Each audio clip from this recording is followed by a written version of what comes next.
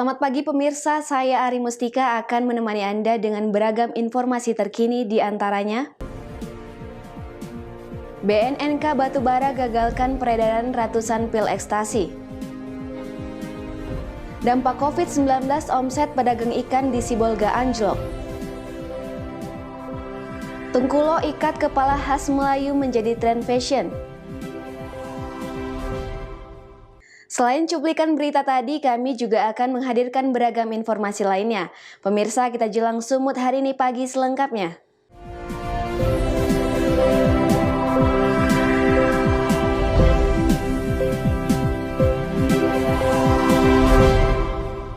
Kita ke informasi pertama pemirsa, Badan Narkotika Nasional Kabupaten Batubara menggagalkan peredaran ratusan pil ekstasi jenis baru beserta narkotika jenis sabu-sabu. Samsul alias Antan pasrah saat dihadirkan dalam press rilis pemusnahan barang bukti narkotika di kantor BNNK Batubara. Samsul merupakan salah seorang dari 4 tersangka yang ditangkap BNNK Batubara pada 3 Februari lalu. Dalam penangkapan tersebut, petugas juga mengamankan narkotika jenis sabu seberat 183 gram. Selain itu, petugas mengamankan 213 pil ekstasi jenis baru berdasarkan hasil pemeriksaan laboratorium. Menurut Kepala BNNK Batubara AKBP Zainuddin, tersangka merupakan jaringan pengedar narkotika antar kabupaten. Terkait kasus ini, BNNK Batubara melakukan pemusnahan barang bukti dengan menghadirkan tim Lab 4 Polda Sumut, Kejaksaan Negeri Batubara, serta KBO Sat Narkoba Polres Batubara.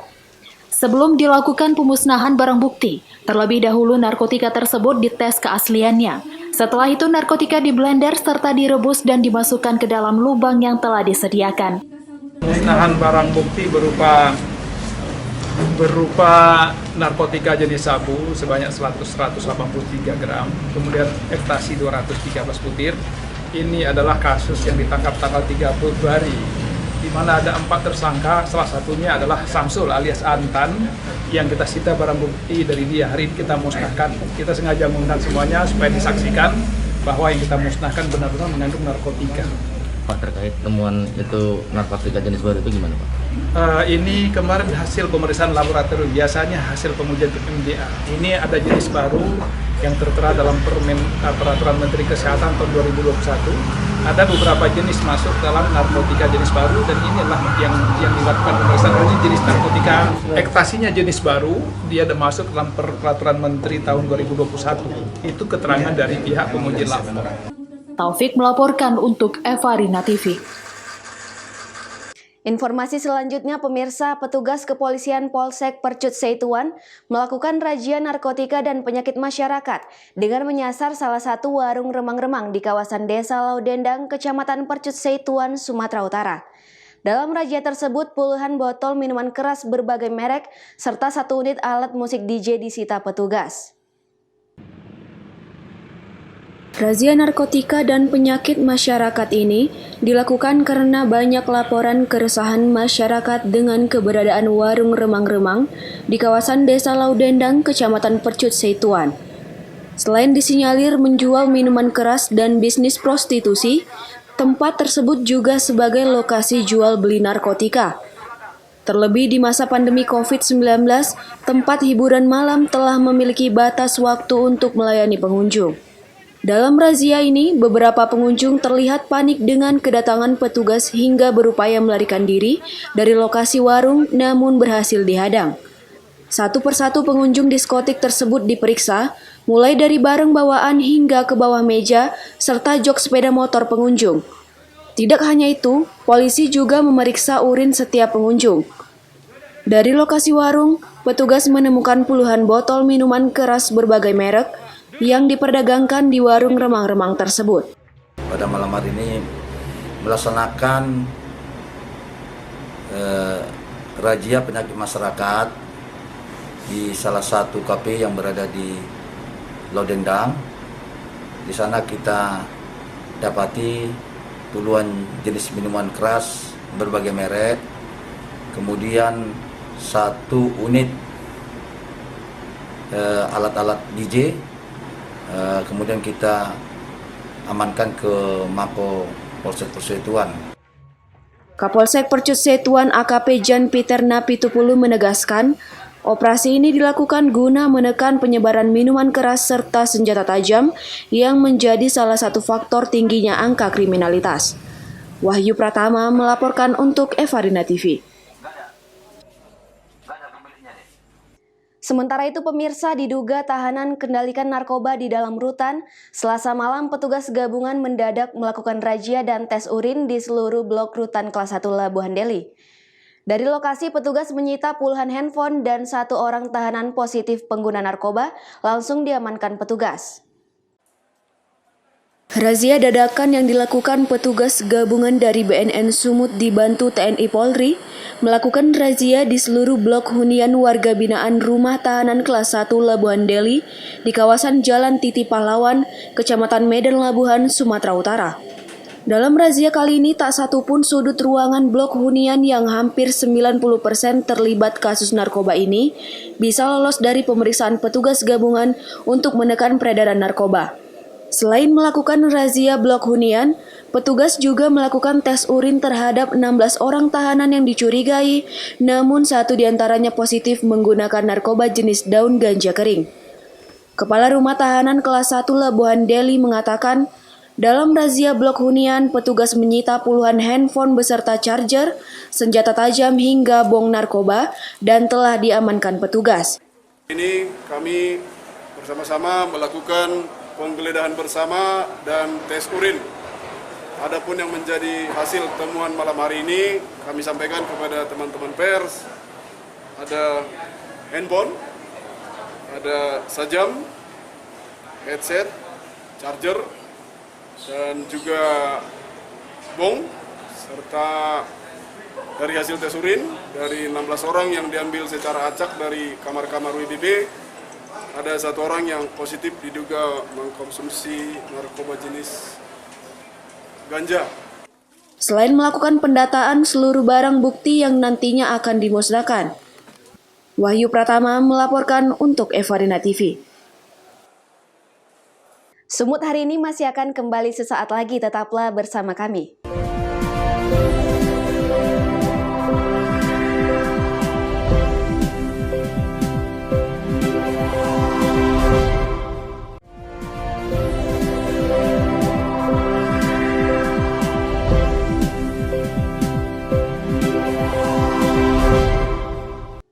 Terima kasih Anda masih bersama kami. Pemirsa, pedagang ikan basah di Kota Sibolga keluhkan turunnya omset penjualan akibat masih merebaknya wabah virus corona. Menurut pedagang, anjloknya penjualan mereka disebabkan minimnya masyarakat Kota Sibolga yang melakukan aktivitas pembelian ikan karena adanya himbauan membatasi aktivitas di luar rumah. Menurut pedagang ikan, anjloknya penjualan mereka disebabkan minimnya masyarakat Kota Sibolga yang melakukan aktivitas pembelian ikan karena adanya himbauan pemerintah Kota Sibolga yang membatasi aktivitas di luar rumah. Meski setiap harinya, pasar ikan di Jalan Balam Kota Sibolga selalu ramai, namun aktivitas jual beli sama sekali tidak ada. Selain tidak adanya aktivitas penjualan, harga ikan pun juga turut terkena dampak dari wabah corona. Seperti ikan jenis gambolo yang biasanya dijual dengan harga Rp38.000 per kilonya, kini turun menjadi Rp30.000 per kilonya. Namun tetap tidak mampu menarik minat pembeli. Hancur, penghasilan tambah turun, harga ikan tambah apa? Harga ikan sendiri gimana Bang? Harga ikannya tambah turun lah. Tambah turun ya. Penghasilan? Penghasilan gimana lagi? Udah turun apa? Penghasilan drastis sekali lah turunnya. Sehari harganya berapa Bang penghasilan Bang sebelum harga ada corona ini Bang? Biasanya kalau nengok ikannya, kalau banyak-banyak ikan bisa lah. Ada juga apa ya kan hasilnya. Dapat dari 500, ini tambahan loh 100 susah. 100.000 aja. Kini, para pedagang ikan berharap masyarakat tetap melakukan aktivitas pembelian dan berharap wabah virus corona segera berlalu. Ada corona ini gimana harga ikan Bang? Agak turun. Harga ikan gambolo, jenis ikan gambolo berapa nih sekarang? Biasanya 38 mau 35, 36. Jadi penghasilan gimana nih Bang? Menurun lah. Menurun Bang? Jauh menurun. Meski pemerintah Kota Sibolga terus mengeluarkan himbauan kepada masyarakat untuk mengurangi kerumunan, namun keramaian hingga kini masih terlihat di pasar ikan. Bahrudin Simanulang melaporkan untuk Evarina TV. Informasi berikutnya pemirsa, Gubernur Sumatera Utara Edi Rahmayadi memastikan varian baru virus corona atau yang dikenal dengan Corona Inggris B117 sudah terdeteksi di Medan. Saat ini Gubernur masih menunggu hasil tracing dari tim medis di lapangan. Informasi mengenai adanya varian baru virus corona tersebut diungkapkan Menteri Kesehatan Budi Gunadi di Jakarta Senin kemarin. Setelah ditemukan 2 kasus di Karawang pada awal Maret kemarin, kini ada penambahan 4 kasus, salah satunya di Medan, Sumatera Utara. Satgas COVID-19 Sumatera Utara mengkonfirmasi informasi masuknya varian baru virus corona di Medan tersebut bermula pada Januari lalu saat Satgas mengirim sampel swab ke Jakarta. Berdasarkan hasil pemeriksaan pada sampel swab pasien yang dikirim, ditemukan adanya mutasi virus B117. Saat ini, identitas pasien tersebut masih belum diketahui. Satgas memastikan pasien tersebut telah sembuh. Gubernur Sumatera Utara Edi Rahmayadi selaku Ketua Satgas COVID-19 Sumatera Utara juga telah membentuk tim medis khususnya untuk melakukan penelusuran terhadap kasus ini, terutama kontak erat pasien. Namun sampai saat ini, dirinya masih menunggu hasil tracing tim medis yang dibentuknya. Edi pun masih enggan memaparkan lebih lanjut terkait kasus pertama adanya virus baru di Sumatera Utara tersebut. Evaluasi pendeteksian sudah saya tanda tangani adalah Dr. Inke dengan timnya. Nanti kita tunggu hasil deteksi dia tentang kesehatan. Saya tak bisa sampaikan sekarang karena itu sangat teknis. Tulis sembarang menyampaikan hal itu kalau tidak pasti. Oke?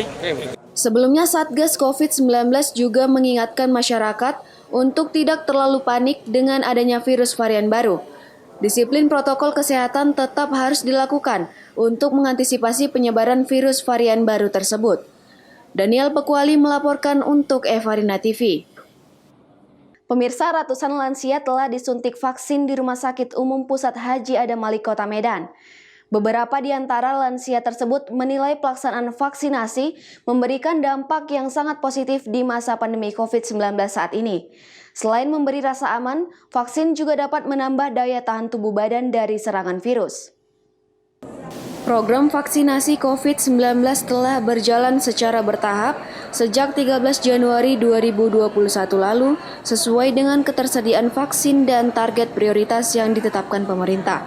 Agar melalui program vaksinasi ini, semua masyarakat dapat segera memperoleh kesempatan vaksinasi untuk mewujudkan herd immunity dalam waktu tidak terlalu lama sehingga Indonesia dapat keluar dari pandemi COVID-19. Pelaksanaan vaksinasi sudah menjangkau warga yang berusia lanjut di Kota Medan. Seperti pada pelaksanaan penyuntikan vaksin di Rumah Sakit Umum Pusat Haji Adam Malik Kota Medan, sebanyak ratusan warga lansia sangat antusias mengikuti vaksinasi tersebut.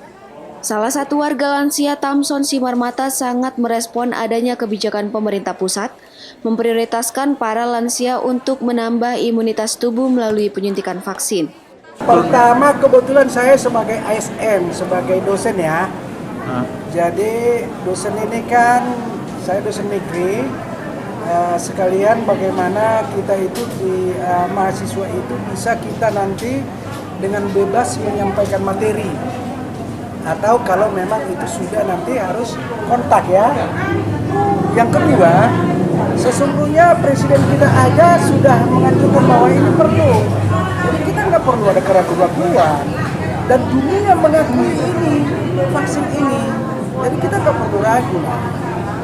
Dan ternyata setelah saya mendapatkan vaksin, hampir tidak ada gejala apa-apa. Enjoy aja, gitu. Jadi Bapak ini sekarang sudah 63 ya. Saya pertama sekali divaksin di Rumah Sakit Adam Malik Medan. Dengan ini saya diobservasi lebih kurang setengah jam. Setelah saya diobservasi baru diberikan surat vaksin kepada saya. Oleh karena itu tidak ada saya merasa yang mengganggu kepada tubuh saya sendiri. Dalam keadaan umur saya yang sekarang ini saatnya 64 tahun. Mudah-mudahan kepada yang lansia saya harapkan semua supaya bisa divaksin. Mulai dari sekarang tidak ada hal-hal yang menimbulkan negatif. Semua pelaksanaan di Rumah Sakit Adam Malik ini berjalan dengan baik. Tidak ada dengan teratur. Demikian dapat saya sampaikan kepada media maupun para masyarakat. Terima kasih. Pak, awalnya Pak nih, ada nggak rasa khawatir sebelum menjalani vaksinasi nih Pak dari diri Bapak? Pada awalnya saya tidak ada merasa khawatir karena saya merasa yakin dengan kesehatan saya. Oleh karena itu, walaupun kita merasa kurang sehat, saya harap kepada lansia di sini ada pemeriksaan dengan lengkap, baik gula maupun yang lain. Silakan aja datang ke Rumah Sakit Adam Malik Medan. Mengingat populasi lansia merupakan populasi beresiko tinggi, maka pemberian vaksin harus dilakukan secara hati-hati. Kelompok lansia cenderung memiliki berbagai penyakit penyerta atau komorbid yang harus diperhatikan dalam penggunaan vaksin. Oleh karena itu, proses screening menjadi sangat kritikal sebelum dokter memutuskan untuk memberikan persetujuan vaksinasi. Wahyu Pratama melaporkan untuk Evarina TV. Sumut hari ini masih akan kembali sesaat lagi, tetaplah bersama kami.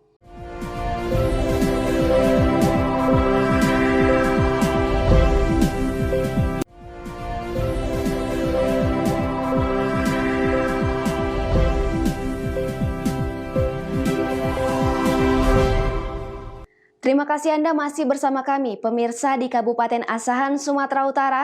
Topi penutup kepala khas Melayu dari pesisir pantai timur yang dikenal tanjak atau tengkulok yang biasa dipakai saat acara adat Melayu kini menjadi fashion. Tengkulok cantik ini dibanderol dengan harga Rp150.000.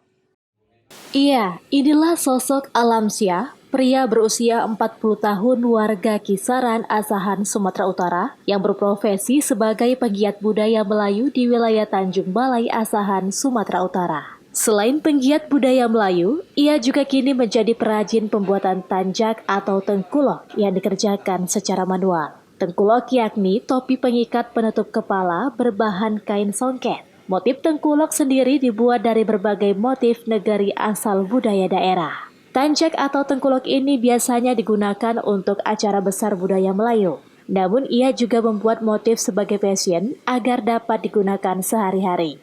Dalam pemakaian tengkulok harus menjaga adab karena ada beberapa warna yang tidak boleh sembarangan orang pakai, seperti warna kuning yang biasa dipakai oleh raja atau sultan. Soal tengkulok ini ya kurang lebih 2 tahun lah tekuni fokus kan. Tapi kalau pakai tengkulok ya kurang lebih ada lah 5-4 tahun ini ada gitu kan, mempopulerkan kembali.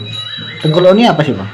Tengkulok ini ya jenis ikat kepala dia, tapi istilah tengkulok ini lebih dikenal di wilayah Melayu pantai timur, Sumatera Timur lah ini. Biasanya ini dipakai untuk apa tengkuloknya? Kalau untuk majelis-majelis besar, tengkulok ini ya dipakai juga untuk orang-orang besar, majelis-majelis Melayu, pencak silat, satu untuk pernikahan. Nah, jadi tengkulok itu juga ada adab-adabnya juga lah, dipakai mana untuk orang besar, mana untuk orang kebanyakan. Tapi sekarang tengkulok ini ya dijadikan tren lah, jadi fashion. Satu harga tengkulok cantik ini dibanderol seharga Rp150.000 per buahnya. Wanda Pratama melaporkan untuk Evarina TV. Pemirsa, di tengah semarak Hari Jadi Kabupaten Toba ke-22 tahun pada Selasa 9 Maret 2021, Kabupaten Toba masih dihiasi dengan desa tertinggal yang jauh dari perkotaan. Dusun Parduaan Desa Meranti Utara, Kecamatan Meranti Utara yang berjarak sekitar 50 km dari pusat kota Balige. Harus ditempuh sekitar 5 jam perjalanan dari pusat kota. Dusun Parduaan dihias dengan pemandangan alam yang indah, lahan persawahan masyarakat dan hutan alam yang sama sekali belum tersentuh. Udara segar alam Dusun Parduaan tidak membuat warga dusun tersebut merasa patah semangat untuk bekerja dan belajar meskipun setelah 75 tahun Indonesia merdeka, warga Dusun Parduaan belum pernah merasakan aroma pembangunan. Untuk mencapai lokasi Dusun Parduaan, harus melewati beberapa desa yang hanya bisa ditempuh dengan kendaraan roda 2, dan apabila turun hujan maka harus ditempuh dengan berjalan kaki akibat jalan yang terjal dan curam. P. Marpaung, seorang guru SD negeri di Parduaan menjelaskan, sekolah tersebut sudah ada sejak tahun 1939 dan hingga saat ini masih berjalan seperti biasa. SD Negeri 17358 Parduaan saat ini memiliki 1 orang guru PNS dan 2 orang guru honorer, serta 12 orang siswa yang dibagi dengan 2 ruang kelas. Sebelumnya SD Negeri Parduaan memiliki kepala sekolah, namun telah meninggal dunia. Belum adanya pengganti kepala sekolah sehingga membuat sekolah tersebut belum memperoleh bantuan dana BOS selama 1,5 tahun. Oh, gurunya yang tinggal sekarang cuma satulah PNS, 2 honor. Kalau jumlah siswa kita, Pak? Jumlah siswa 12 orang. 12 orang, Pak. Itu dari kelas 1 sampai kelas 6, Pak? Iya, Pak. Iya, Pak. Berapa lokal, Pak? Termasuk 2 ruangan. 2 ruangan, Pak, ya. Jadi kepala sekolahnya, Pak, bagaimana, Pak? Kepala sekolah memang sudah meninggal pada tahun 2019 September.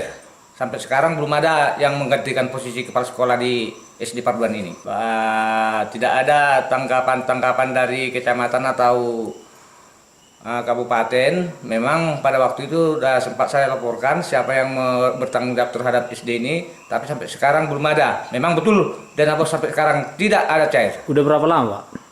Sekitar 1,5 tahun, Pak. Tokoh masyarakat Dusun Parduaan Opung Putra Panjaitan ketika ditemui tim media mengatakan, selama ini daerah Parduaan sama sekali belum pernah merasakan pembangunan. Warga desa Parduaan sangat mengharapkan adanya pembangunan jalan dan penerangan lampu listrik oleh pemerintah. Kali nggak adanya bantuan sama masyarakat tertinggal di sini, nggak ada.